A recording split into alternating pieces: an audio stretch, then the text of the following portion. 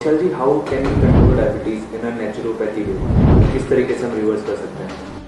पहले एक ट्रैप से निकलना पड़ेगा। आपको डायग्नोसिस का एक ट्रैप होता है। आपको जान के हैरानी होगी, एक संस्था है ACP, American college of physicians.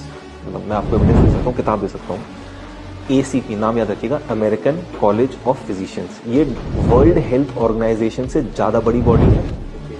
इनके पास ज़्यादा डॉक्टर्स की टीम है, इनकी बड़ी डॉक्टर की टीम है, WHO से बड़ी टीम है।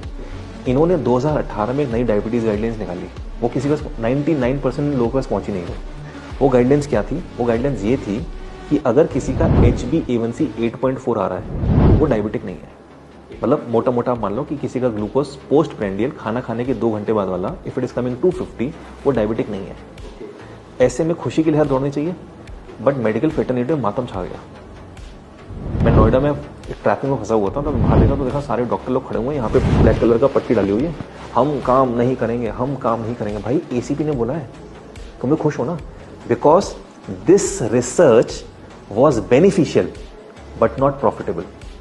Getting my point? तो उसको ये मान तो लिया, बट आम जनता तक नहीं पहुंचने दिया। किसी को पता चला ये मैंने एसीपी के बारे में किसी सुना ही नहीं होगा, ये रिसर्च पर कोई। ऐसी एक और एक संस्था है कॉकरेन, COCHRANE, कॉकरेन कोलैबोरेशन, कॉकरेन लाइब्रेरी, कॉकरेन डेटाबेस, ये एक ही नाम है। इनके लगभग 125 या 130 कंट्रीज में ऑफिस है। ठीक है, ये किसी भी ऐसे आदमी को हायर नहीं करते जिसका कभी भी किसी फार्मास्यूटिकल कंपनी से नाता हो या उसके कोई इंटरेस्ट हो किसी कंपनी में, वो कोई स्टेक होल्डर हो। तो ये बहुत ही ऐसे रिसर्चर्स, साइंटिस्ट, डॉक्टर्स रखते हैं जो एकदम इंडिविजुअल हो। इंडिया में इनके 2 ऑफिस हैं, एक दिल्ली में, कोलकाता में। 100% गवर्नमेंट फंडेड, यानी कॉकरेन इतनी बड़ी बॉडी है, सारी देश की सरकारें बोलती होंगी जैसे इंडिया के कॉकरेन को इंडियन गवर्नमेंट पैसा देती है। तुम रिसर्च करो। ये कॉकरेन पिछले 25 साल से बोल रही है कि diabetes 250 post prandial is not diabetes. जो HbA1c ने अब बोला है, ये 25 साल से बोल रहे हैं। ठीक है, यही कॉकरेन बोल रहा है कि 160/100 तक अगर आपका बीपी आ रहा है, right, in that case you are not a BP patient. You are not a BP patient. आप अपनी किसी को सर्जरी रोक दी गई कि बीपी की तुम्हारा ज्यादा सर्जरी नहीं करेंगे, तो उन्होंने पूरी गाइडलाइंस निकाली कि 160/100 तक। नॉर्वे की जो कंट्री है, आपको लगता है Japanese are the longest living people? No, Norwegians are the longest living people. Norway का लोगों का नॉर्मल बीपी इज 150/90 और वहां की सरकार उसको नॉर्मल बोलती है। अगर हमारी गाइडलाइंस वहां चली जाए तो 70% Norway as a country is a high BP patient.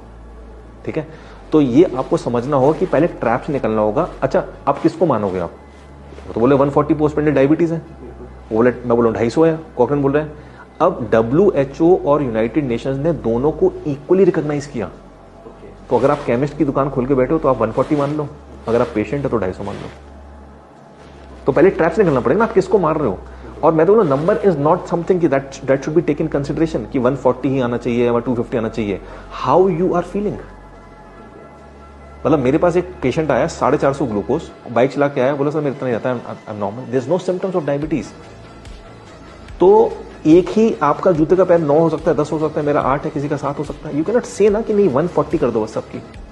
तो 2003 में ओवरनाइट इंडिया में, मतलब उस साल में अचानक से 1 करोड़ इंडियंस डायबिटिक बन गए।